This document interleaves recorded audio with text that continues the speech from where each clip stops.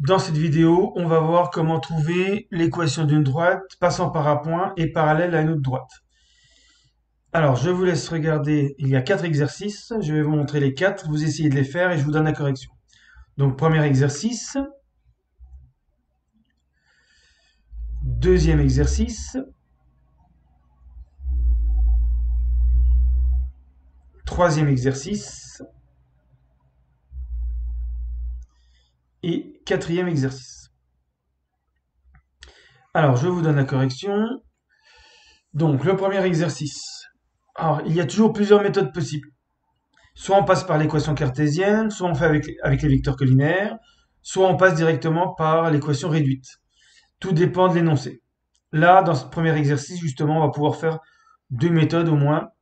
Donc, on a un point A, on a une droite BC. Alors, on ne veut pas l'équation de la droite BC, on veut l'équation de la droite parallèle à BC passant par A. Alors, première méthode avec les coefficients, avec les vecteurs collinaires. Le point M, donc la droite cherchée, c'est la droite en pointillé. Donc je prends un point M de coordonnées x, y, et je dis qu'il appartient à D si et seulement si AM et BC sont collinaires.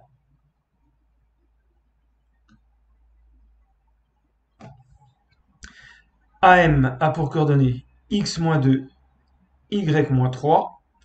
BC a pour coordonnées -2, -1, -3, 0, -1, -1. Et donc ça doit faire 0 pour que M appartienne à la droite en pointillé.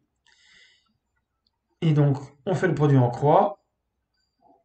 Moins 1 fois x-2, moins 3 fois y-3, égale 0. Ça fait moins x plus 2, plus 3y-9. Donc le moins 3, on le transforme tout de suite en plus 3, égale 0. Ce qui donne moins x plus 3y moins 7 égale 0. Donc ça, c'est ce qu'on appelle l'équation cartésienne. Si on veut l'équation réduite, on fait 3y égale x plus 7 en passant moins x moins 7 à droite.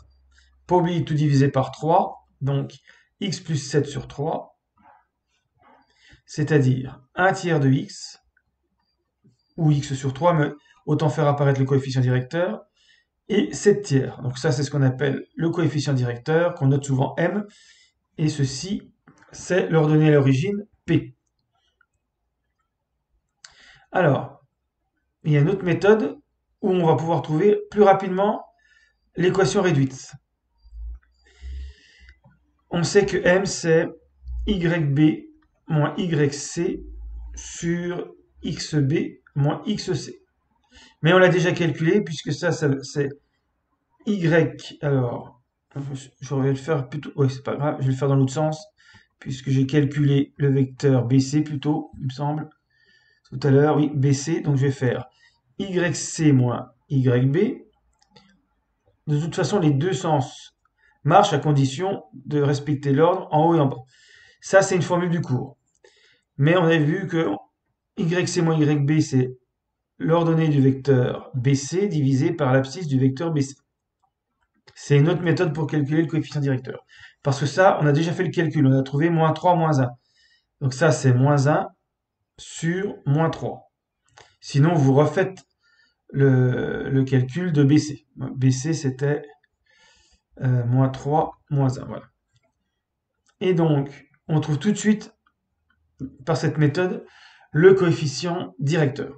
En règle générale, quand vous avez un vecteur directeur d'une droite oblique, vous faites le rapport des coordonnées et vous avez le coefficient directeur de la droite.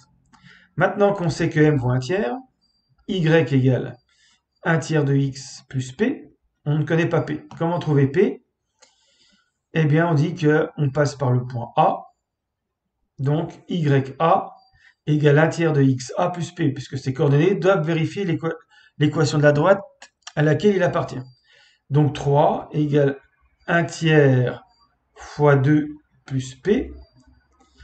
3 moins 2 tiers égale p. Et donc, bien sûr, on retrouve p égale 7 tiers. Et donc maintenant qu'on a m et p, on a l'équation y égale 1 tiers pour m plus 7 tiers pour p. Et bien sûr, on retrouve la même chose qu'en étant passé par l'équation ici cartésienne. Donc vous avez deux méthodes, globalement. Avec les vecteurs collinaires, on se pose pas trop de questions, ça marche tout le temps. Que la droite soit oblique ou verticale, ce genre de méthode marchera tout le temps. Et rien n'empêche après d'arriver à l'équation réduite ou à une équation x égale k. Là, il faut faire attention, pour la deuxième méthode, il faut faire attention à ce qu'on puisse diviser par xc moins xb. Ça marche pas si le alpha vaut 0. Ou si xb égale xc. C'est-à-dire si vous avez en fait une droite verticale, il n'y a pas de coefficient directeur pour une droite verticale. Donc il faut faire attention à ça. Alors, deuxième exercice. Là, ça va être plus simple. On a le point D, on a la droite parallèle, y égale 2x plus 1. On veut l'équation passant par D, de la droite passant par D, parallèle à cette droite. Là, on sait tout de suite que m égale 2. Et donc, comme les deux droites doivent être parallèles, l'équation de la droite en pointillé est de la forme y égale 2x plus p. D doit appartenir à cette droite, donc vérifier l'équation de la droite. On remplace par les coordonnées de D. YD, c'est moins 3, 2 fois XD plus P. On passe ici, moins 3 moins 2 égale P, ça donne P égale moins 5. Et donc en remplaçant ici, Y égale 2x moins 5.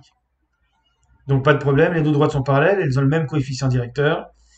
Donc là, inutile de passer par l'équation cartésienne, ça serait beaucoup trop long.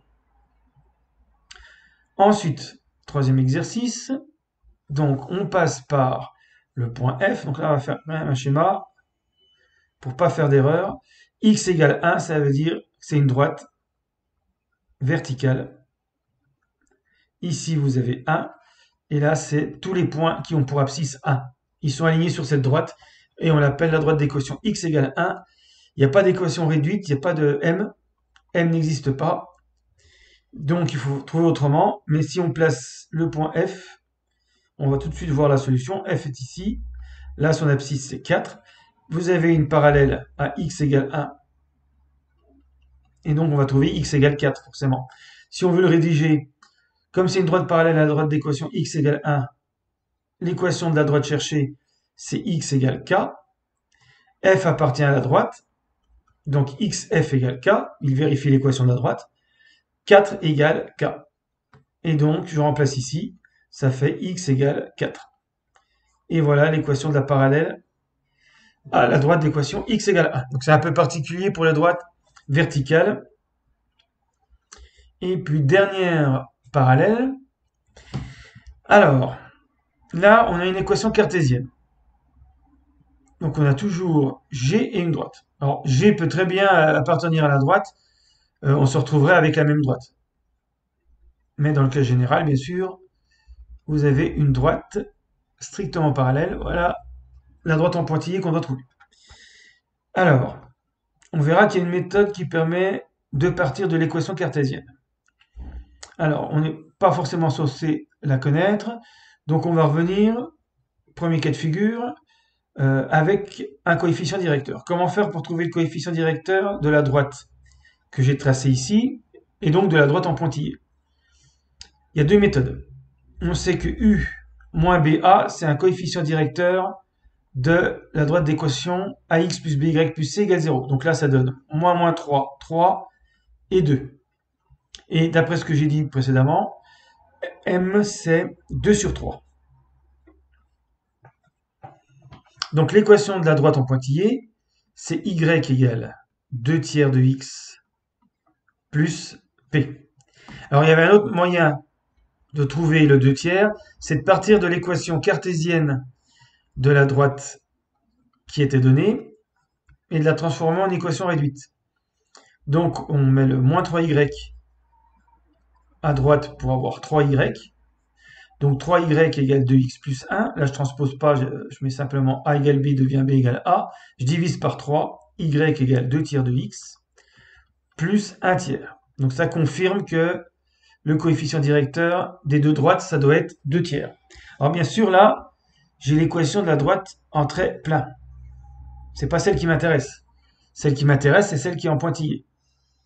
Comment faire pour trouver P? Donc là, ça rejoint un peu la méthode de l'exercice 2, quand on avait y égale 2x moins 1.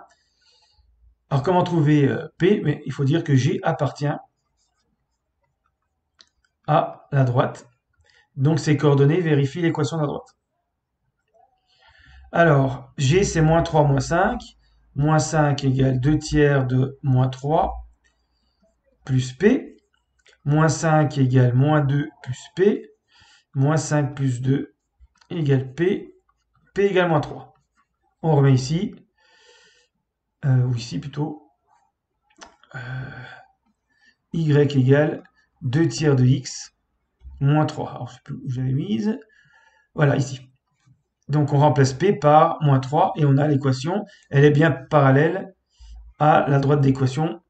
Y égale 2 tiers de x plus 1 tiers.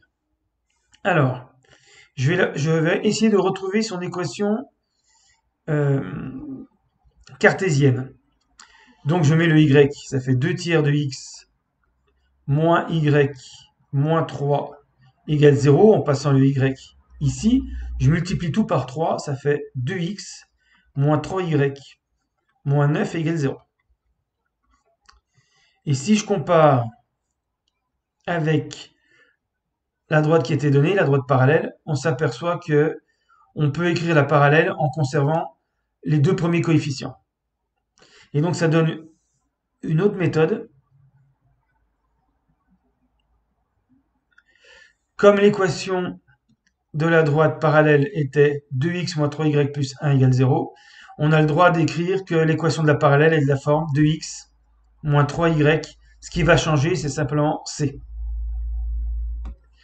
Ensuite, on écrit que G appartient à la droite, donc ces coordonnées vérifient l'équation de la droite. Donc 2 fois moins 3 fois moins 5 plus c égale 0. Là, ça fait moins 6 plus 15 plus c égale 0. Ce qui va donner c égale moins 9. Et donc en remplaçant ici, on trouve que l'équation, c'est 2x moins 3y moins 9 égale 0.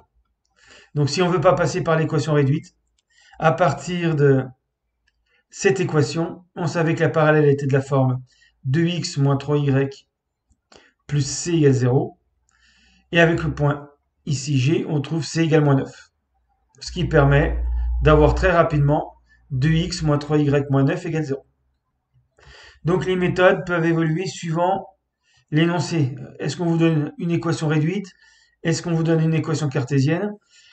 Donc bien étudier ces 4 exercices pour voir toutes les variations possibles.